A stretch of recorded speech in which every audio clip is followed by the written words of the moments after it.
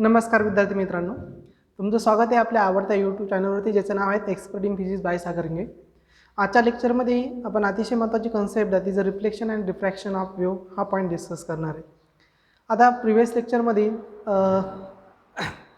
आपण जो point discuss केला होता तो पॉईंट होता दॅट इज प्रोग्रेसिव्ह वेव्ह. ह्या प्रोग्रेसिव्ह वेव्हमध्ये आपण how to find out the wave velocity, how to find out the equation of waves हा पार्ट आपण डिस्कस केला होता. आता आजच्या लेक्चरमध्ये आपल्याला अतिशय महत्त्वाचा पॉईंट आणि रिफ्लेक्शन अँड रिफ्रॅक्शन त्याचबरोबर स्टेशनरी वेव्ह हा पॉईंट आपल्याला याच्या बेसिक कॉन्सेप्ट जे आहेत ते आपल्याला समजून घ्यायचे आहेत. ओके, तर आपण ह्या पॉईंटला आता स्टार्ट करूयात. सुरुवातीला आपण बघूयात reflection and refraction of waves. आता रिफ्लेक्शन आणि रिफ्रॅक्शन लाईट वेव्हसाठी तुम्ही डिस्कस केलेच आहे. आपलं रिफ्लेक्शन अँड रिफ्रॅक्शन ह्या चॅप्टरमध्ये दॅट इज लाईट वेव्ह ऑप्टिकच्या पार्टमध्ये आपला हा पॉईंट डिस्कस झालेला आहे. सेम कॉन्सेप्ट आपण साऊंड वेव्हसाठी पण घ्यायचे. म्हणजे आता कसं बघा, आपण जिथं जर रिफ्लेक्शन जर बघितलं, ओके, म्हणजे आपण इथं आय जो आहे आय रे हा आपला इन्सिडंट रे, आणि हा इन्सिडंट रे आपण दोन मीडियमच्या, म्हणजे हे फर्स्ट मीडियम आणि हे सेकंड मीडियम, ह्या मीडियमच्या बाउंड्रीवरती इन्सिडंट केला. इन्सिडंट केल्यानंतर ही वेव्ह जी आहे ही वेव्ह जर सेम मीडियममध्ये त्याच मीडियममध्ये रिटर्न बॅक जर जात असेल तर त्याला म्हणतो आपण रिफ्लेक्शन. आणि वेव्ह तिचा पाथ चेंज करून हा ओरिजिनल पाथ आहे बघा, आणि हा ओरिजिनल पाथ चेंज करून दुसऱ्या मीडियममध्ये जर ट्रॅव्हल होत असेल तर त्याला म्हणतो आपण रिफ्रॅक्शन. त्याला काय म्हणतो आपण रिफ्रॅक्शन ऑफ वेव्हज म्हणतो. काय म्हणतो रिफ्रॅक्शन ऑफ वेव्हज. मग आता बघा सेम कन्सेप्ट आपण इथं साऊंड वेव्हसाठी डिस्कस करू राहिलो. मग आता आपण हा angle of that is normal ray and incident wave, हा अँगल ऑफ इन्सिडेंट, हा आपला अँगल ऑफ रिफ्रॅक्शन आणि रिफ्लेक्शन, आणि हा अँगल ऑफ रिफ्रॅक्शन. मी कॅपिटल आर काय घेतला, अँगल ऑफ रिफ्रॅक्शन घेतला. तर इथं तुम्हाला स्नेल लॉ हे ओबी करता येईल. स्नेल लॉ काय तुमचा, that is refractive index of medium is equal to sine i to the sine of refraction. So capital R. नंतर angle of incidence equal to the angle of reflection. हे दोन law तुमची इथं उभे होतील. साऊंड वेव्हज पण उभे करत. Okay, so mu is a refractive index. मग आता इथं आपण रिअर मीडियम आणि डेन्सर मीडियमची ही डेफिनेशन डिस्कस करतो. लाईट मीडियममध्ये आपण बघितलं होतं जिथं लाईटचा स्पीड मॅक्झिमम असेल ते म्हणजे रिअर मीडियम, जिथं लाईटचा स्पीड मिनिमम असेल त्याला आपण डेन्सर मीडियम असं म्हणतो. इथे आपण तेच टर्म म्हणजे तेच एक्सप्लेनेशन करणार. इथं जर रिअर मीडियम म्हणलं जिथं साऊंड वेव्हचा स्पीड जास्त असतो ते झालं तुमचं रिअर मीडियम, आणि जिथं तुमचा साऊंड वेव्हचा स्पीड कमी असतो ते झालं तुमचं डेन्सर मीडियम. आता तुम्ही जर साऊंड वेव्हचा स्पीड जर सॉलिडमध्ये जर घेतलात तर सॉलिडमध्ये साऊंड वेव्हचा speed maximum compare to the liquid आणि गॅसेस. म्हणजेच तुमचं सॉलिड हे काय झालं रिअर मीडियम कायसाठी, साऊंड वेव्हसाठी, आणि गॅसेस किंवा लिक्विड काय झालं तुमचं denser medium compare with the solid. हे काय झालं तुमचे डेन्सर मीडियम झाले, कोण, लिक्विड आणि गॅसेस. म्हणजे जिथं साऊंड वेव्हचा स्पीड मॅक्झिमम ते रिअर मीडियम, आणि जिथं साऊंड वेव्हचा स्पीड मिनिमम ते डेन्सर मीडियम. मग आता आपण ज्यावेळेस हे साऊंड वेव्हचं रिफ्लेक्शन, समजा आपण एक रिजिड एंड घेतला आणि हे रिजिड एंड जर तुमचं रिजिड एंड जर डेन्सर जर असेल, ओके, म्हणजेच रिजिड एंडसाठी जर आपण साऊंड वेव्हचं रिफ्लेक्शन किंवा साऊंड वेव्ह त्याच्यावरती इन्सिडेंट केली, समजा हे तुमचं रिजिड एंड आहे, ओके, मी असं ह्या पॉईंटला नाव देईल reflection of sound wave, reflection of sound wave at first rigid end. म्हणजे आता इथं आपण साऊंड वेव्हचं रिफ्लेक्शन डिस्कस करतो पण कुठं रिजिड एंडसाठी, ओके, रिजिड एंडसाठी म्हणजे थोडक्यात डेन्सर याच्यासाठी. आता हा जो पार्ट जो आहे समजा ही तुमचं रिजिड बाउंड्री, ही काय तुमची रिजिड बाउंड्री, आणि ह्या रिजिड बाउंड्रीवरती ही रिजिड बाउंड्री, आणि ह्या रिजिड बाउंड्रीवरती मी एक वेव्ह जी आहे ती इन्सिडेंट करते. म्हणजे अशा पद्धतीने ही वेव्ज मी याच्यावरती इन्सिडेंट केली. जस्ट मी इमॅजिन दॅट अशा पद्धतीचं ह्या वेव्हचा, ही जी वेव्ह आहेत ह्या वेव्हचा मी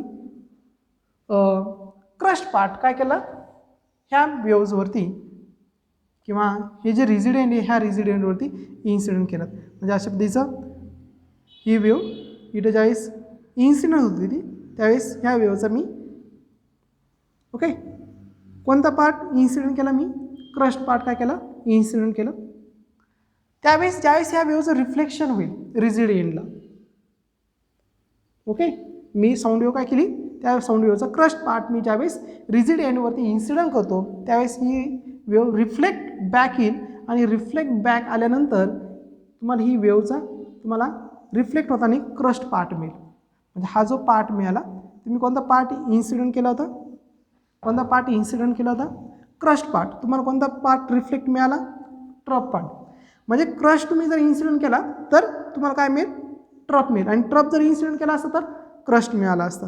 ओके.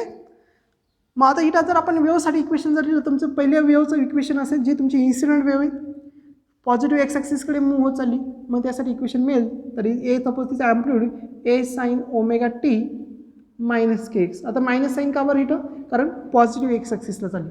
ओके, प्रोग्रेसिव्ह वेवमध्ये डिस्कस केलं. आता आपण ही वेव जर घेतली, ही वेव रिटर्न बॅक येते. ओके, दॅट इज रिफ्लेक्शन होते आणि रिफ्लेक्शन नंतर रिटर्न बॅक येते. परंतु रिटर्न बॅक येताना क्रस्ट पार्टचं काय झाला, trough part. Crust part incident केला, ट्रफ पार्ट रिफ्लेक्ट झाला. म्हणजे इथं तुम्ही जर या सेकंड वेवचं रिफ्लेक्टेड वेवचं जर इक्वेशन राईट केलं, त्याला मी Y2 असं म्हणतो, ते इक्वेशन मिळेल तुम्हाला डिस्प्लेसमेंट इक्वेशन ए साईन ओमेगा टी प्लस के एक्स. आता प्लस साईन का बरं आलं इथं, कारण वेव कुठे चालली, आता निगेटिव्ह एक्स ॲक्सिसकडे चालली. कुठे चालली, निगेटिव्ह एक्स ॲक्सिसकडे. Plus phi. हां, पाय का बरं घेतलं इथं, पाय इज ड्यू टू द, पाय का बरं घेतला, pi is due to the phase angle. कारण दोन्हीमध्ये कितीचा अँगल क्रिएट झाला, 180 डिग्रीचा. म्हणून या इक्वेशनमध्ये काय झाला, पाय ॲड झाला. So this is a equation of reflected wave. जर क्रश पार्ट तुम्ही इन्सिडेंट जर केला तर काय मिळेल तुम्हाला, ट्रफ पार्ट. आता ही जर ट्रान्सफरस वेव, त्यावेळेस तुम्ही जर लॉन्जिट्युनल वेव जर घेतली, लॉन्जिट्युनल साऊंड वेव जर घेतलीत, तर लॉन्जिट्युनल साऊंड वेवसाठी काय होईल बघा, लॉन्जिट्युनल साऊंड वेव. आता लॉन्जिट्युनल जर असेल तर तुम्ही जर कॉम्प्रेशन पार्ट जर इन्सिडेंट केलात तर तुम्हाला काय मिळेल, रिअर फ्रॅक्शन. आणि तुम्ही जर रिअर फ्रॅक्शन पार्ट जर इन्सिडेंट केलात तर तुम्हाला रिफ्लेक्टेड कोणता मिळेल, compression. Okay, so this is phenomena. आता हे झालं रिजिड एंडसाठी. जर आपण फ्री एंड घेतलं, म्हणजे सेकंड दॅट इज फ्री एंडसाठी, फ्री एंड. मग आता फ्री एंडसाठी जर आपण इथं जर बघितलं, परत मी इथं एक हे जे एंड असणार आता जिथं साऊंड वेवचं रिफ्लेक्शन होणार आहे, हे एंड तुमचं काय आहे, फ्री एंड आहे सपोज, म्हणजेच रिअर आहे. फ्री एंड म्हणजे कोणता आहे, रिअर आहे, रिअर. थोडक्यात हे रिजिड एंड म्हणजे कोणतं होतं, डेन्सर होतं. कोणतं होतं, डेन्सर पार्ट. मग आता याच्यावरती मी ज्यावेळेस वेव इन्सिडेंट करत, कोणती वेव, समजा ह्या पहिल्या वेवचा क्रश पार्ट मी याच्यावरती काय केला, इन्सिडेंट केला. कोणता पार्ट इन्सिडेंट केला मी, क्रश पार्ट. क्रश पार्ट काय केला, इन्सिडेंट केला. त्यावेळेस ही रिफ्लेक्ट ज्यावेळेस होईल त्यावेळेस मला ॲडिटीज कोणता पार्ट मिळेल, क्रश पार्टच मिळेल. कोणता पार्ट मिळेल, क्रश पार्ट. म्हणजे without change in phase, without change in phase wave will be reflected. म्हणजे फेजमध्ये कोणत्या प्रकारचा चेंज न होता ही वेव काय होते, रिफ्लेक्ट होईल. साऊंड वेव काय होईल, रिफ्लेक्ट होईल. कॉन्सेप्ट लक्षात येईल तुमच्या. म्हणजेच तुम्ही जर फ्री एंड घेतलं, ज्या फ्री एंडला तुमची वेव काय होणार, रिफ्लेक्ट होणार आहे, त्यावेळेस crust part is reflected as crust part. म्हणजे क्रस्ट पार्ट तुम्ही इन्सिडेंट केला तर त्या साऊंड वेवचा क्रस्ट पार्टच काय होईल, रिफ्लेक्ट होईल. आणि जर ट्रफ पार्ट घेतला तर काय होईल, ट्रफ पार्टच काय होईल, रिफ्लेक्ट बॅक होईल. म्हणजे तुम्हाला इथं जर इक्वेशन जर घेतलं तर पहिल्या वेवचं इक्वेशन मिळेल, y1 is equal to A sine omega T minus X. Minus का बरं, कारण पॉझिटिव्ह डिरेक्शनला मूव्ह होते. आणि सेकंड वेवचं डिस्प्लेसमेंट इक्वेशन मिळेल ए साईन ओमेगा टी प्लस के एक्स. प्लस का बरं, कारण निगेटिव्ह एक्सेसला. आता फेजमध्ये कोणत्या प्रकारचा, झिरो फेज आहे, दोन्ही सेम फेजमध्येच मूव्ह होत आहे. म्हणून इथं तुम्हाला पाय किती मिळेल, म्हणजे अँगल, फेज अँगल किती मिळेल, 0 डिग्री. सो इथं जसं आपण ॲड केला तसं तिथं कोणत्या प्रकारचा अँगल ॲड करायची गरज नाही, कारण तो किती असणार आहे, 0 असणार आहे. So this is a phenomena of reflection and refraction of sound wave at rigid boundary. Rigid boundary, मग रिजिड बाउंड्रीवरती मी ज्यावेळेस वेव रिफ्लेक्ट कराल, इन्सिडेंट कराल, त्यावेळेस रिफ्लेक्शन कसं असेल त्या पार्टचा आपण फेनॉमिना इथं डिस्कस केला. ते जर डेन्सर किंवा रिजिड एंड जर असेल तर crust part is reflected as trough, that is फेजमध्ये किती चेंज होईल, 180 डिग्रीचा. आणि ते जर फ्री एंड जर असेल तर फ्री एंडमध्ये कोणत्या प्रकारचा फेज चेंज होणार नाही. जशी तुम्ही वेव इन्सिडेंट केली त्याच पद्धतीची वेव तुम्हाला काय होईल, रिफ्लेक्टेड, म्हणजे रिफ्लेक्टेड बॅक मिळेल. Okay, so this is a phenomena of reflection and refraction of sound wave. आता आपल्याला टेशनरी वेव डिस्कस करायची. आता टेशनरी वेव डिस्कस करण्याच्या अगोदर मी हा पार्ट जो डिस्कस केला, that is reflection and reflection. कारण टेशनरी वेवचं इक्वेशन फाइंड आउट करण्यासाठी, रिझल्टंट इक्वेशन फाइंड आउट करण्यासाठी हा फेनॉमिना तुम्हाला महत्त्वाचं आहे. मग आता टेशनरी वेव्ह म्हणजे काय, तर टेशनरी वेव्हच्या अगोदर आपण जी प्रोग्रेसिव्ह वेव्ह बघितली, म्हणजे आपण ज्यावेळेस वेव्हचं क्लासिफिकेशन करतो त्याच्यामधला एनर्जी पार्ट जर घेतला तर एनर्जी पार्टवरून 2 पार्टमध्ये आपण वेव्हचं क्लासिफिकेशन केलं होतं. एक म्हणजे प्रोग्रेसिव्ह वेव्ह आणि दुसरी म्हणजे टेशनरी वेव्ह. आता प्रोग्रेसिव्ह वेव्हमध्ये काय होतं, energy is transfer from one medium to the another medium. Energy progressive वेव्हमध्ये काय होते, ट्रान्सफर होते. तर टेशनरी वेव्हमध्ये एनर्जी ट्रान्सफर होत नाही. एनर्जी काय होत नाही, ट्रान्सफर होत नाही, कारण वेव्ह व्हेलॉसिटी किती असते, तर 0 असते. वेव्ह व्हेलॉसिटी काय असते, 0. Okay, so this is the difference between progressive and stationary wave. म्हणजे टेशनरी वेव्हमध्ये एनर्जी ट्रान्सफर होत नाही. मग ही टेशनरी वेव्हची डेफिनेशन काय बघूयात आपण. ओके, सुरुवातीला definition, when two identical wave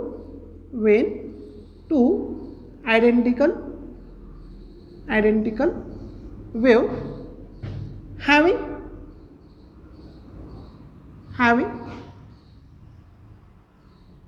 when two identical wave having same किंवा असं म्हणूया, when two identical wave propagating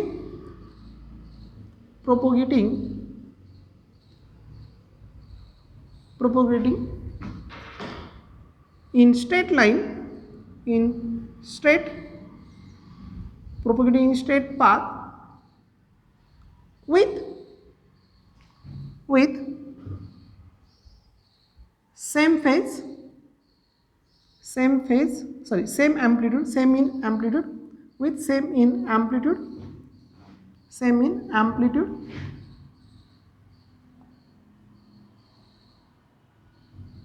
same amplitude frequency and period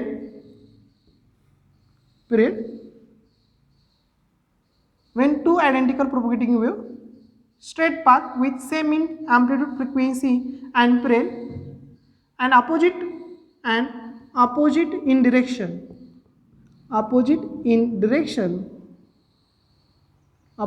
direction are superposed together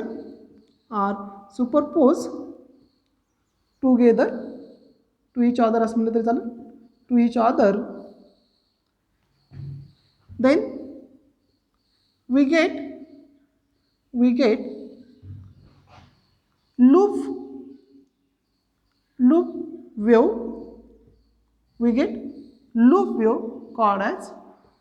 called as stationary wave. काय म्हटलं बघा आपण डेफिनेशन मध्ये, when two identical wave propagating in straight path, दोन identical वर स्ट्रेट पाथ मध्ये मूव्ह होते with same in amplitude, same in frequency, same in period. त्याचा फ्रिक्वेन्सी, अँप्लिट्यूड आणि पिरियड कसं आहे, सेम आहे. आणि त्यांची direction are and opposite in direction same amplitude आहे, सेम फ्रिक्वेन्सी, सेम पिरियड आहे, पण डिरेक्शन कशी आहे कोणाच्या अपोजिट डिरेक्शनला आहे. आणि त्या एकूणामध्ये ज्यावेळेस are superpose to each other then we get loop wise wave. तुम्हाला कशी मिळते, लूप वाईज वेव्ह मिळते. आणि त्या लूप वाईज वेव्हलाच काय म्हणतो आपण, टेशनरी वेव्हज असं म्हणतो. काय म्हणतो, टेशनरी वेव्हज. म्हणजे बघा आपण एक सिंगल स्ट्रेट पाथ घेतला, इकडे तुमची फर्स्ट वेव्ह काय होते, फर्स्ट वेव्ह इन्सिडेंट केली. आता समजा आपण रिजिड एंड घेतला, हे समजा रिजिड एंड आहे सपोज, जस्ट इमॅजिन दॅट हे काय रिजिड एंड आहे. मग ह्या रिजिड एंडपासून ही वेव्ह काय झाली, रिफ्लेक्ट बॅक झाली. काय झाली, रिफ्लेक्ट बॅक. म्हणजे अशा पद्धतीने हे काय होते, रिफ्लेक्ट होते. ही वेव्ह काय झाली, रिफ्लेक्ट झाली ह्या रिजिड सपोर्टपासून. आता रिजिड सपोर्टपासून रिफ्लेक्ट झाल्यानंतर तुम्हाला अशा पद्धतीची वेव्ह मिळेल बघा.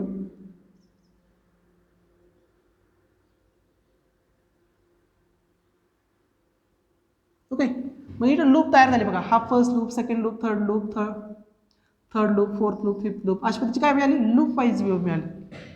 म्हणजेच दोन्ही वेव्ह, दोन्हीचा अँप्लिट्यूड सेम आहे, दोघांची फ्रिक्वेन्सी सेम आहे आणि त्यांच्या डिरेक्शन अपोजिट आहे. म्हणजे पहिली वेव्हची डिरेक्शन बघा, ही पॉझिटिव्ह एक्स ॲक्सिसला मूव्ह होते फर्स्ट वेव्ह, आणि दुसरी वेव्ह जी आहे जी मी ब्लॅक कलरने दाखवली, ही निगेटिव्ह एक्स ॲक्सिसला मूव्ह होते. कुठं मूव्ह हो राहिली, निगेटिव्ह एक्स ॲक्सिसला. ही पॉझिटिव्ह एक्स ॲक्सिसला मूव्ह राहिली ब्ल्यू कलरची.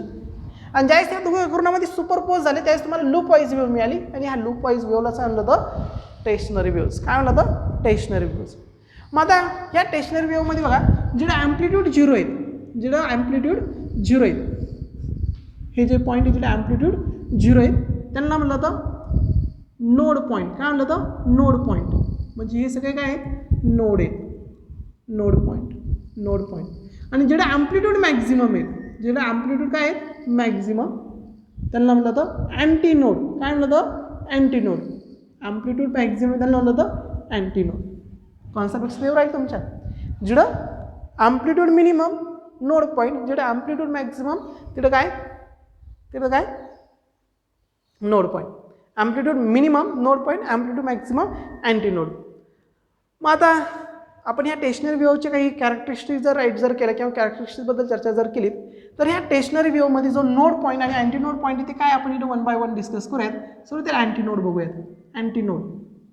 मग अँटी नोड म्हणजे काय ते समजून घेऊयात. The point where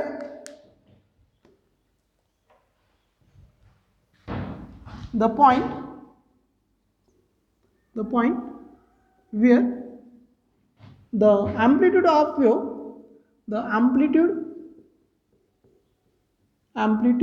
of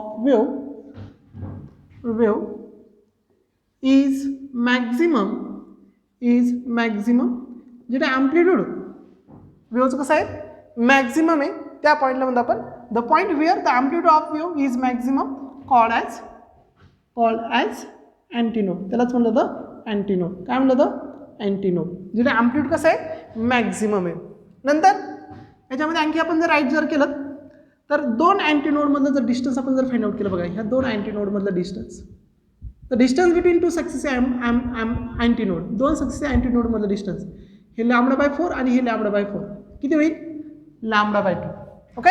half cycle distance किती? Half cycle λ/2. तर मी इथं कॅरेक्टरिस्टिक राईट करेल त्याची. मग the distance between two successive antinode is λ/2. दोन सक्सेसिव्ह अँटीनोडमधलं डिस्टन्स किती आहेत? λ/2. आणखी एक important sentence, the air pressure and density of wave at the air pressure and density is minimum or low, is minimum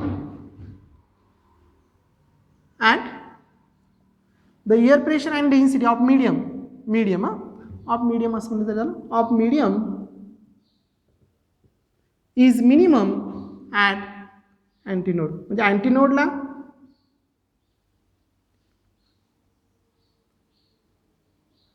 जे मीडियम आहे त्या मीडियमचं air pressure आणि डेन्सिटी कशी असणार आहे? मिनिमम असणार आहे. तर नोडला मॅक्झिमम असणार आहे. आता पुढचा पॉईंट आपण डिस्कस करूया, that is node point. Node. Okay. मग आपण याला सिंपल डेफिनेशनमध्ये राईट करणार, the point where the amplitude of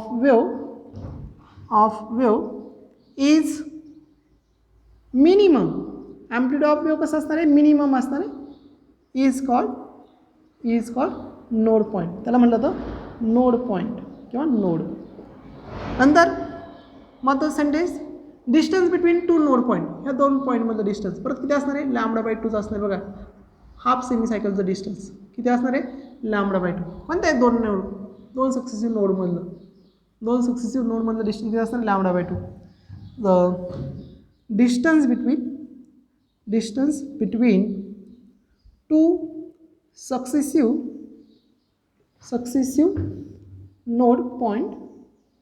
node point is always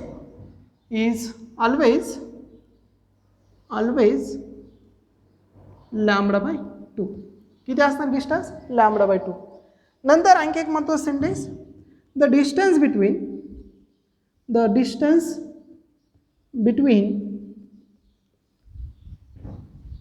node and antinode, node point आणि अँटीनोड जर घेतलं, हा नोड आणि अँटीनोड यांच्यामधलं डिस्टन्स हाफ सायकलचा 1 पार्ट म्हणजे किती होईल λ/4. ओके, कोणतेही दोन नोड आणि antinode. So the distance between node and antinode is always λ/4. किती असणार, सॉरी λ/4. ओके, नोड आणि अँटीनोड मधलं डिस्टन्स किती असणार आहे λ/4. So this is the characteristics of stationary wave. त्याच्यामध्ये नोड आणि अँटीनोडची आपण इन्फॉर्मेशन राईट केली. आता स्टेशनरी वेव्हजबद्दल आणखी जर चर्चा करायची जर म्हटलं तर मी तुम्हाला सांगितलं स्टेशनरी वेव्हची जी वेव्ह व्हेलॉसिटी जी आहे ती वेव्ह व्हेलॉसिटी किती असते, तर वेव्ह व्हेलॉसिटी ही 0 असते. कारण वेव्ह ट्रॅव्हल होत नाही, एका मीडियममधून दुसऱ्या मीडियममध्ये जात नाही. तर वेव्ह एका मीडियममधून तो रिटर्न बॅक त्याच मीडियममध्ये येतो आणि लूप वाईज वेव्ह म्हणजे इनिशियल वेव्ह आणि रिफ्लेक्टेड वेव्ह यांच्याबरोबर काय करतो तो loop wise wave resultant wave जी आहे ती लूप वाईज वेव्ह मिळते. म्हणून इथं एनर्जी काय होत नाही ट्रान्सफर होत नाही, कारण इथे वेव्ह व्हेलॉसिटी किती असते 0 असते. हे महत्त्वाचं टर्म जे आहे ती तुम्हाला माहीत असणं गरजेचं आहे. म्हणजे स्टेशनरी वेव्हच्या कॅरेक्टरिस्टिक्समध्ये जर आपण डिस्कशन जर केलं ओके तर आपल्याला काही महत्त्वाचे पॉईंट इथं दिसून येतील. त्यातला हा जो महत्त्वाचा पॉईंट मी तुम्हाला जो सांगितला that is wave velocity in stationary waves.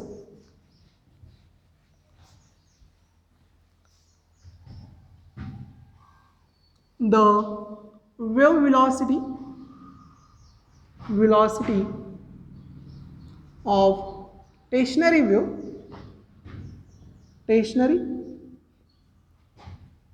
the wave velocity of stationary wave is 0. महत्त्वाचं कॅरेक्टरिस्टिक्स आहे. ओके, कारण वेव्ह एका मीडियममधून पुढच्या मीडियममध्ये काय होत नाही ट्रॅव्हल होत नाही, म्हणून तिला कोणत्या प्रकारची वेव्ह व्हेलॉसिटी नसते. पण पार्टिकल जे आहेत ओके, ही पार्टिकल जे आहेत particle of waves are attain the simple harmonic motion. म्हणजे जी पार्टिकल स्टेशनरी वेव्हमध्ये ऑसिलेट होतात ती कोणती मोशन अटेन करतात सिम्पल हार्मोनिक मोशन. म्हणजे त्यांना व्हेलॉसिटी आहे, म्हणजे पार्टिकल व्हेलॉसिटी आहे. पार्टिकल कशी मूव्ह होतात मीन पोझिशन भोवती. बघा ही पार्टिकल मीन पोझिशन भोवती काय होणार आहे to and fro motion attend करणार. म्हणजे यांची जी मोशन जी आहेत ती कशी सिम्पल हार्मोनिक मोशन. म्हणजे पार्टिकल व्हेलॉसिटी 0 नाही, कोणती व्हेलॉसिटी 0 आहे that is a wave velocity 0. म्हणून ही जी वेव्ह जी आहे ती पुढे कोणत्या प्रकारची एनर्जी प्रोपोगेट करत नाहीत. ओके, आणि ह्या वेव्हमध्ये सगळे पॉईंट जे आहेत ते कसे असतात रेस्ट असतात. जसं प्रोग्रेसिव्हमध्ये कसे असतात मोशनमध्ये असतात, ते एका सिंगल डिरेक्शनला कंटिन्युअसली मूव्ह होत असते कोणती प्रोग्रेसिव्ह. पण स्टेशनरी वेव्हमध्ये तसं नसतं. स्टेशनरी वेव्हमध्ये सगळी पार्टिकल जे आहेत ते कसे असतात रेस्ट पोझिशनला असतात. कसे असतात रेस्ट पोझिशनला. आता ह्या स्टेशनरी वेव्हजमध्ये आपण जर याच्या ॲप्लिकेशनसाठी जर विचार जर केला तर याच्या ॲप्लिकेशनसाठी आपल्याला 2 पार्टचा यूज होतो स्टेशनरी वेव्ह. म्हणजे ही 2 ॲप्लिकेशन कोणती तर स्टेशनरी वेव्ह इन स्ट्रिंग. म्हणजे ही वेव्ह स्ट्रिंगमध्ये क्रिएट केली जाते. कुठे क्रिएट केली जाते स्ट्रिंगमध्ये. म्हणजे स्ट्रिंग घेतली आपण दोन्ही एंडला तिला फिक्स केलं आणि तिला प्लग केलं की आपल्याला काय मिळते स्टेशनरी वेव्ह. आणि दुसरं ॲप्लिकेशन जे आहेत that is vibration in organ pipe. म्हणजे आपण जर ऑर्गन पाईप घेतला तिला जर साऊंड वेव्ह जर आपण इन्सर्ट जर केली तर तिला परत आपल्याला लूप वाईज वेव्ह मिळते आणि म्युझिकल नोट्स तिला आपल्याला मिळतात. Okay, so these are the 2 application. म्हणजेच याच्यामध्ये जर आपण ॲप्लिकेशनचा पार्ट जर घेतला application of stationary wave, application of stationary wave. तर याचं फर्स्ट ॲप्लिकेशन आहे okay. First application that is vibration in stretch string. Vibration in stretch string. Okay, मग याच्यामध्ये तुम्ही घेऊ शकता सोनोमीटर,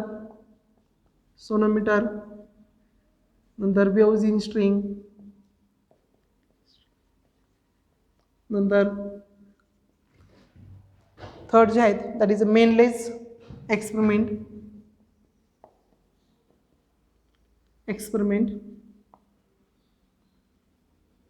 ओके, तर इथं आपल्याला ह्या स्टेशनरी वेव्ह म्हणजे हा झाला ट्रान्सफर वेव्ह सगळा पार्ट. हा कशाचा पार्ट आहे ट्रान्सफर्स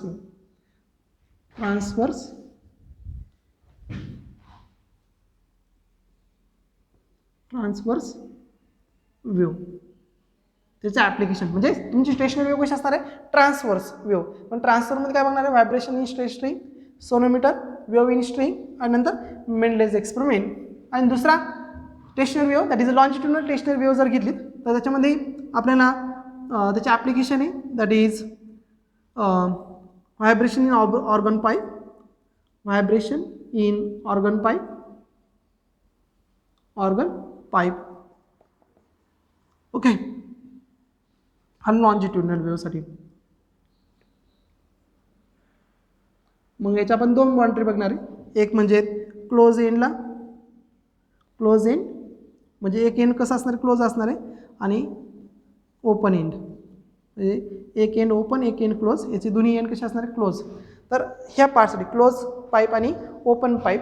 ओके, तर ह्या पार्टसाठी आपण काय करणार आहे, लॉन्जिट्युडनल वेव्हचं लॉन्जिट्युडनल स्टेशनरी वेव्हचे ॲप्लिकेशन डिस्कस करणार आहे. मग आता पुढचे लेक्चर जे असतील ते आपल्याचे असतील vibration in straight string, sonometer, wave in string म्हणजेच vibration in straight string, Melde's experiment. नंतर त्याच्या पुढचं लेक्चर येईल आपलं व्हायब्रेशन इन ऑर्गन पाईप, त्यातला क्लोज एंड आणि ओपन एंड.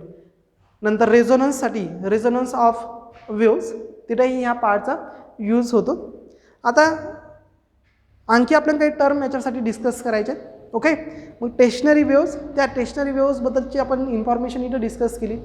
मग स्टेशनरी वेव्हची इन्फॉर्मेशन डिस्कस केल्यानंतर आपल्याला एक पुढच्या पॉईंटकडे जायचं आहे that is a derivation of stationary wave to find out the resultant equation of stationary wave. म्हणजे रिझल्टंट डिस्प्लेसमेंटचं इक्वेशन आपल्याला स्टेशनरी वेव्हचं बघायचं आहे. म्हणजे ज्यावेळेस आपण इथे ही स्टेशनरी वेव्हज घेतली आणि ही स्टेशनरी वेव्हज म्हणजे इथं दोन वेव्हज काय झाल्या, एकूणामध्ये सुपरपोज झाल्या आणि सुपरपोज झाल्यानंतर त्यांना आपल्याला जे रिझल्टंट इक्वेशन मिळेल ते रिझल्टंट इक्वेशन कोणतं, डिस्प्लेसमेंटचं resultant equation of displacement of stationary wave यासाठीचं डेरिव्हेशन आपल्याला डिस्कस करायचं आहे. ते डेरिव्हेशन आपण पुढच्या लेक्चरमध्ये डिस्कस करणार आहोत. आजचं लेक्चर आपण इथंच थांबवतोय. थँक्यू.